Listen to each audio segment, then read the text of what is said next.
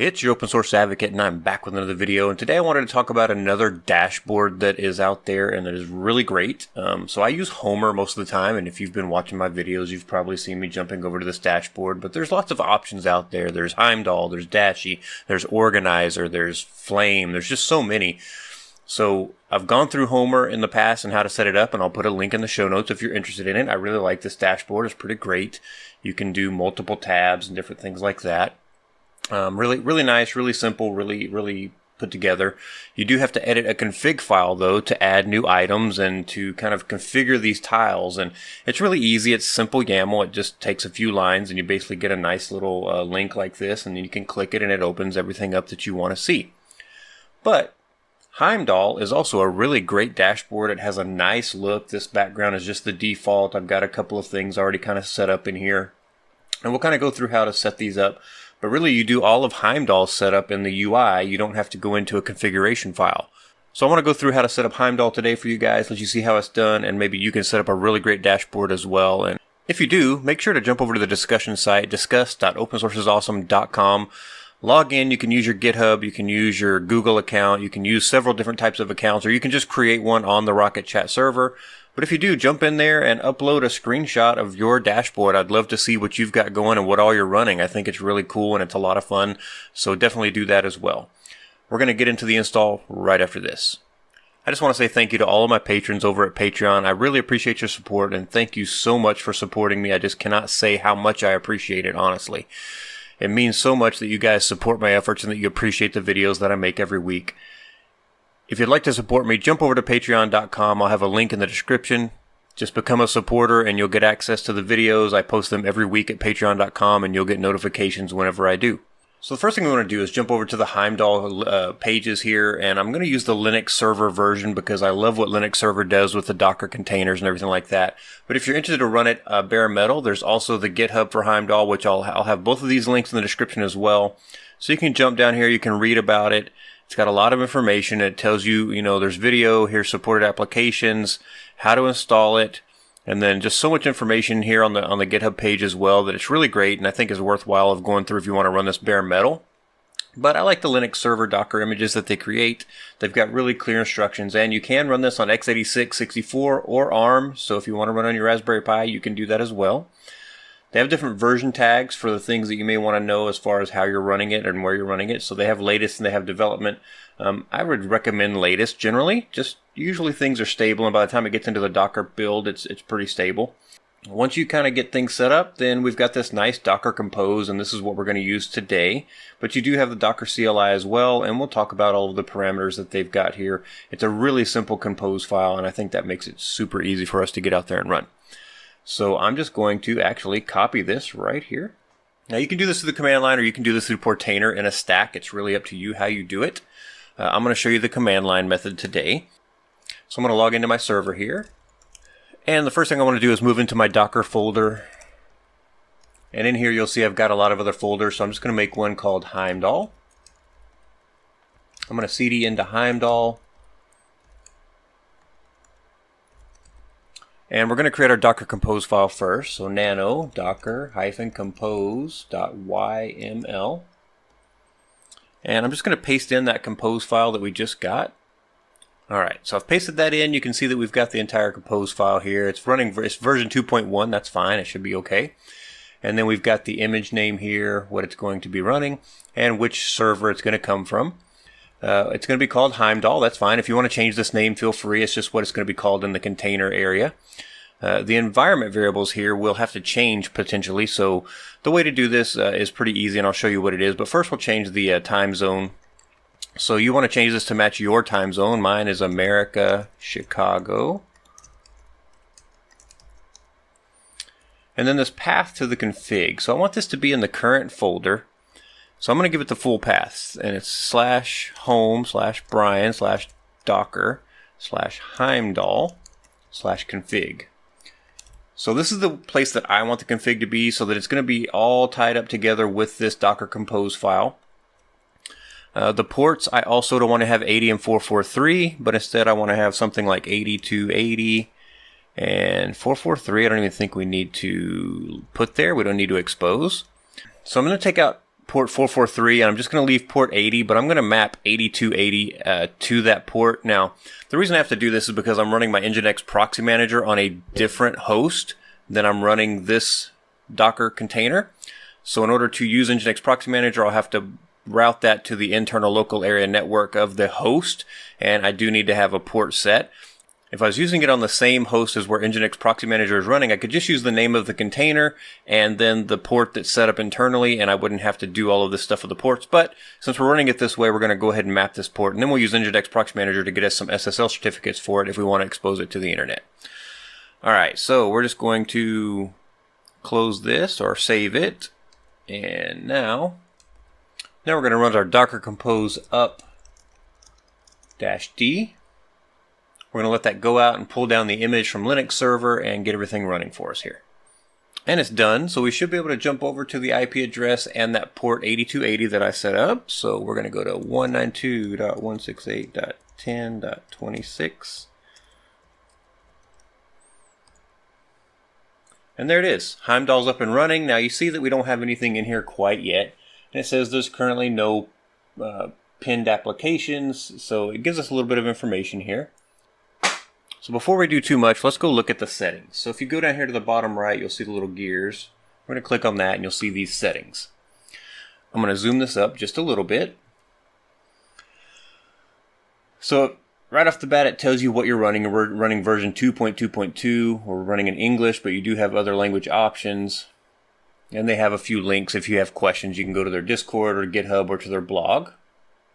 You can also donate through PayPal. Again, this is open source software, so the donations are what help keep the open source software going.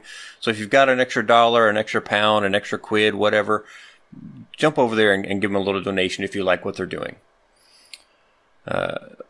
So labels and appearance, background image, it says none, so you can kind of edit that if you want to. Then you have miscellaneous values. So the homepage search is set to none. So one of the things I do want to do is set up search. So I'm going to turn that on. I'm going to hit save. And you'll see now I get a search box up there at the top. Default search provider, we can also set that if we want to. They have kind of a list here of search providers. But if you want to use your Google search, I think you can also set that. You could set your start page and then set your start page search to be Google search. And that would use Google if you're running Google. For now, we'll just set DuckDuckGo. And again, we'll save. And then finally, it says link opens to, and you can say open in the same tab, or you can say open in a new tab. That's kind of my preference for my dashboard. I like to open it up in a new tab, so I'm just going to save that as well. So I think we're done with the settings side of things. If we click back up here at the top, you can see there's no applications yet. But the next thing I want to look at is users. So right off the bat, here's the admin user. We're not using a password or anything. We're just loading up the page. And if it's just you using this, then you don't need to set up any user information or application. But if you want to have multiple users using Heimdall as their shortcut pages, then each user can kind of have their own setups, which is pretty great when you think about your family. So like my mom, who has a lot of things that she likes to go to at the same time, every single day, all the time. I could absolutely set up an account for her. So in here, I can just give her a username.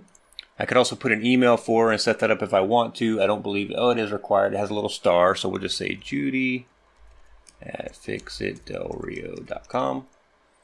And I can give her an avatar or a picture of herself if I want to. And then I can give her a password. And of course, you just want to make this a strong password.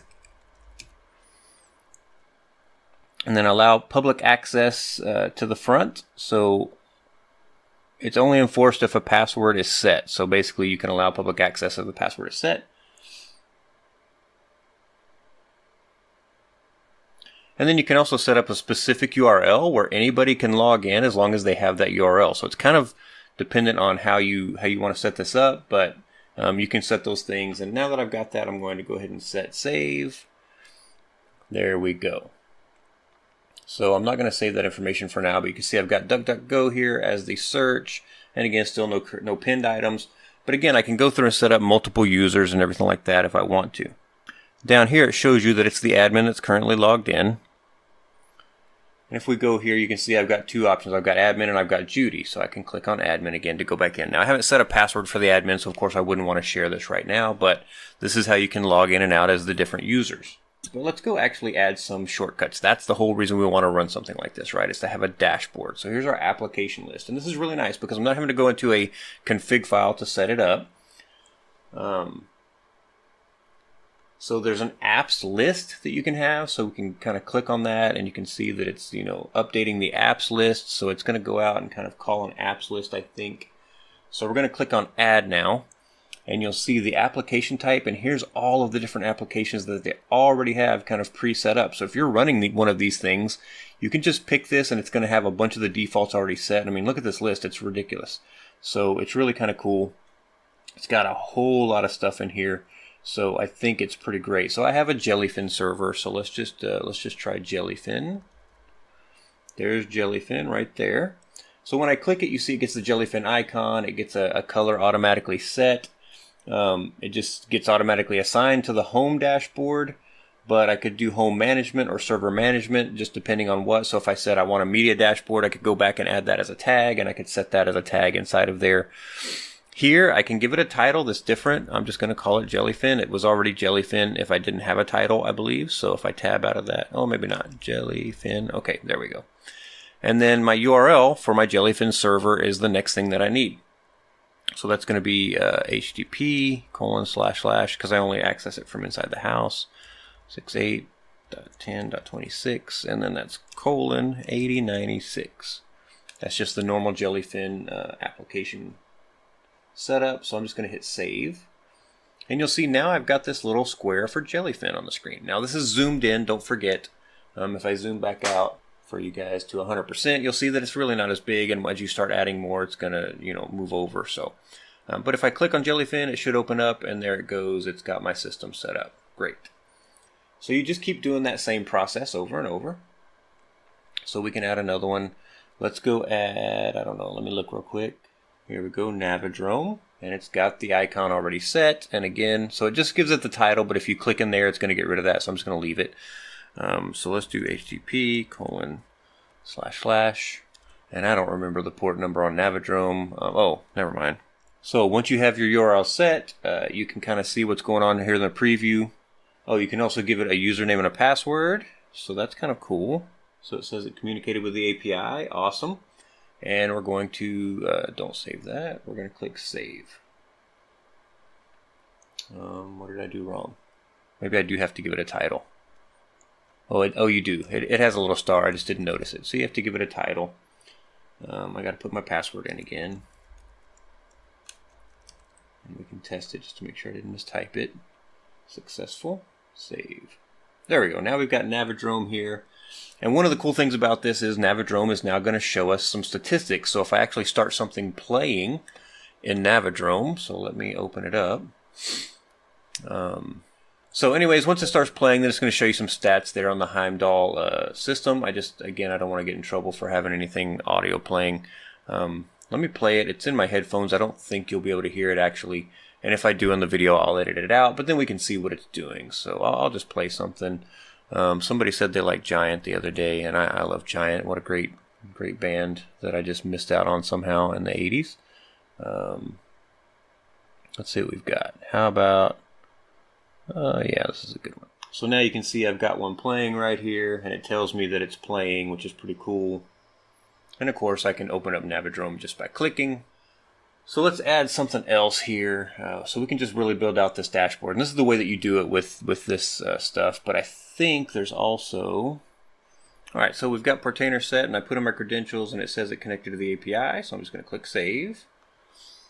And right here you can see that I've got 12 running things on that Portainer instance, and right now none of them are stopped. Now, that's just one Portainer. That's not including Portainer agent, so I'm not sure exactly what that'll do as far as agent goes. But this is really interesting, so this is nice to see as far as like a dashboard thing that lets me see something that's going on. So as you build out your Heimdall, you'll get more and more rows, and you'll see things that are happening. But let's put something in one of those tags that we created earlier just to see how that looks. So I'm going to add something here, and it's a Home Assistant. Yes, and we'll call that Home Assistant. Now you can call it anything you want, but that's an overview of Heimdall. I think it's a really cool application. I like it a lot. I hope you guys got a lot out of this. If you did, like, subscribe, Tell your friends about it so they can come along on the journey with us, and I'll talk to you next time.